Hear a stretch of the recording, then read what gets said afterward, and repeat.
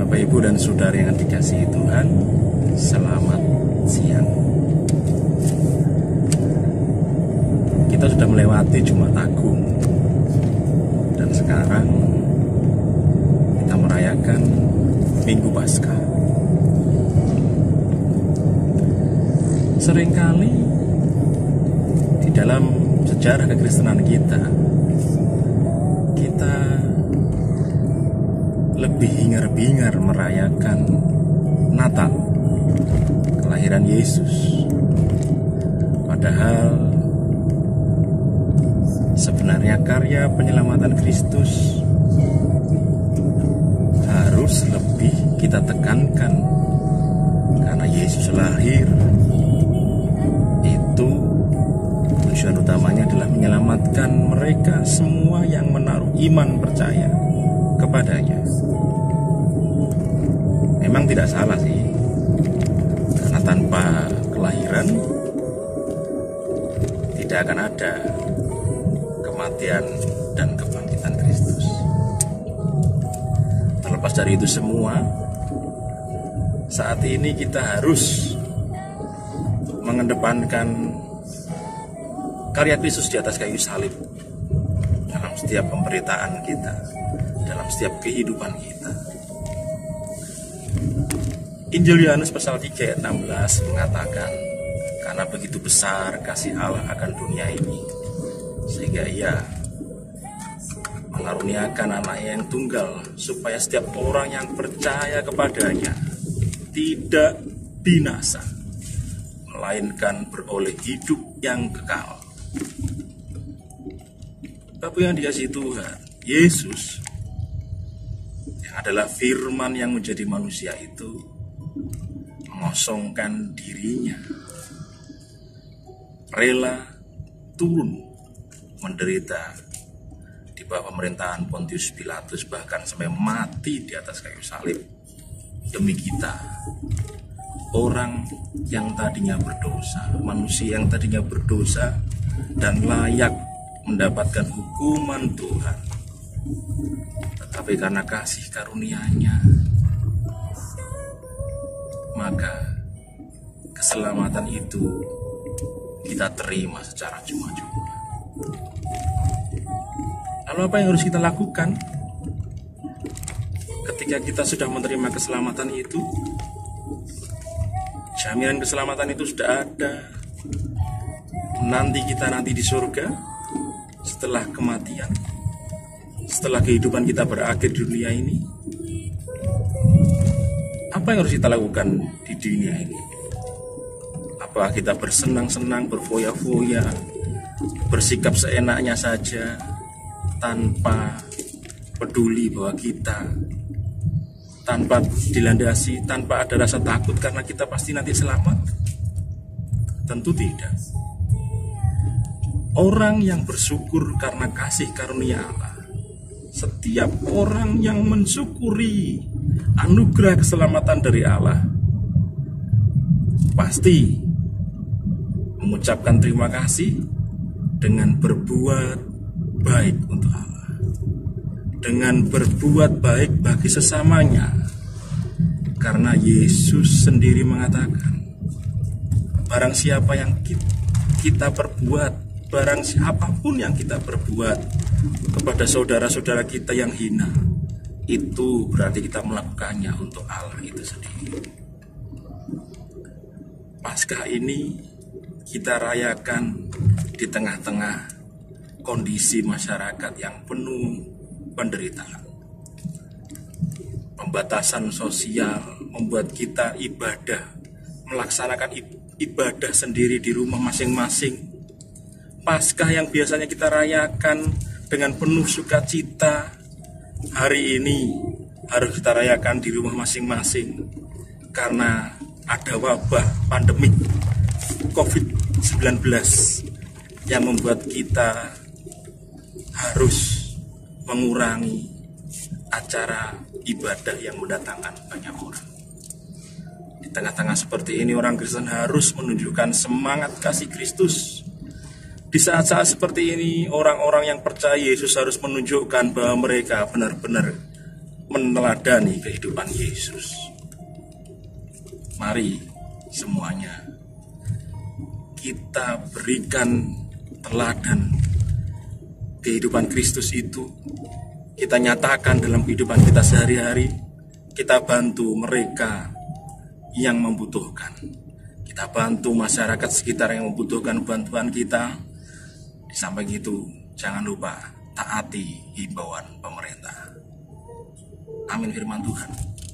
Kiranya damai sejahtera Allah menyertai kita senantiasa sampai pada kesudahan zaman.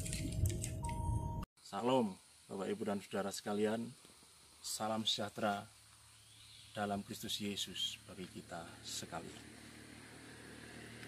Paulus dalam suratnya kepada jemaat Kolose mengatakan seperti ini. Sekarang aku bersuka cita bahwa aku boleh menderita karena kamu dan mengenapkan dalam dagingku apa yang kurang pada penderitaan Kristus untuk tubuhnya, yaitu jemaat. Bapak Ibu yang dikasihi Tuhan, selama 33,5 tahun masa kehidupan Yesus, dan kemudian daripada itu 3,5 tahun masa pelayanannya, Yesus mengalami kehidupan sebagai manusia sejati. Menderita di bawah penderitaan Pontius Pilatus, dan bahkan mati di atas kayu salib. Semuanya demi apa? Demi menebus kita, menyelamatkan kita umatnya, supaya kita tidak binasa, melainkan beroleh hidup yang kekal. Tetapi semuanya itu akan tidak berarti jikalau kita sebagai umatnya tidak meneladani kehidupan Kristus. Meneladani kehidupan Kristus bukan hanya meneladani kehidupan yang penuh berkat, tetapi juga meneladani bagaimana dia mau menderita untuk sesamanya. Karena itu Paulus mengatakan ayat tadi, bahwa kesempurnaan itu terjadi pada jemaat Tuhan yang mengikut Kristus. Apakah dalam pertanyaan ini kita mau mengatakan, aku mau menderita untuk sesama, aku mau menderita untuk sesamaku? Jarang sekali orang bisa mengatakan seperti itu. Kebanyakan orang mau turut berbahagia dalam kebahagiaan orang lain, tetapi mereka sulit untuk menderita bersama dengan jemaat Kristus. Bapak Ibu yang dikasihi Tuhan, saya ingin kita semua yang mendengarkan khotbah ini, mendengarkan firman Tuhan yang saya sampaikan ini, mempunyai komitmen untuk ikut mau bersama-sama menderita dengan jemaat, dengan sesama kita di saat pandemi COVID-19 atau Corona. Kita yang mempunyai lebih mau berbagi untuk mereka yang kekurangan. Kita yang mempunyai uang sedikit mau berbagi untuk mereka yang membutuhkan. Sudah saatnya orang Kristen keluar dari zona nyaman mereka menuju berkat bagi sesama. Itulah fungsi Kristen sebagai garam dan terang dunia. Menderita bersama Kristus, menderita sebagai sesama tubuh Kristus. Bapak Ibu yang dikasihi Tuhan, mari kita bergandeng tangan, saling menguatkan di masa-masa ini. Kiranya Tuhan memberkati kita sampai kesudahan zaman. Amin. Salam sejahtera Bapak Ibu dan Saudara sekalian. Di dalam keadaan yang sulit ini, kita tidak boleh goyah iman kita, tidak boleh goncang iman kita, karena kita tahu Allah tetap bersama-sama dengan kita. Seperti pemazmur bilang dalam kitab Mazmur 121, ketika dia mengatakan, aku melayangkan mataku ke gunung-gunung, dari manakah akan datang pertolonganku? Pertolonganku ialah dari Tuhan yang menjadikan langit dan bumi. Ia tak akan membiarkan kakimu goyah, penjagamu tidak akan terlelap. Bapak Ibu yang dikasihi Tuhan, Daud menulis kitab ini, menulis ayat ini pada saat dia ada di tengah-tengah pelariannya. Ketika dia dikejar oleh Raja Saul, karena dianggap mengkhianati kerajaannya, karena dianggap ingin mendongkel Raja Saul dari posisinya dan menggantikannya dengan paksa. Di tengah-tengah padang pasir, padang gurun yang penuh dengan mara bahaya, Daud menulis ayat ini. Karena dia tahu satu-satunya pertolongannya ialah dari Tuhan, Yahweh, pencipta langit bumi. Dari gunung-gunung itu bukan pertolongan Tuhan. Ketika dia ada di padang pasir, badai datang, pertolongannya bukanlah dengan bersembunyi di balik gunung pasir, di balik gunung batu. Tetapi pertolongannya adalah dari Tuhan yang menciptakan langit dan bumi. Demikian juga kita hari ini.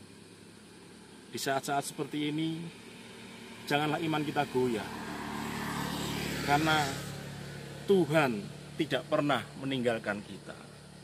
Tuhan Yesus selalu menopang kita dengan tangan kanannya yang memberi kemenangan. Hadirlah dalam pelukan Tuhan. Peluklah Tuhan dengan erat, maka kekuatanmu akan ada di dalamnya. Amin firman Tuhan.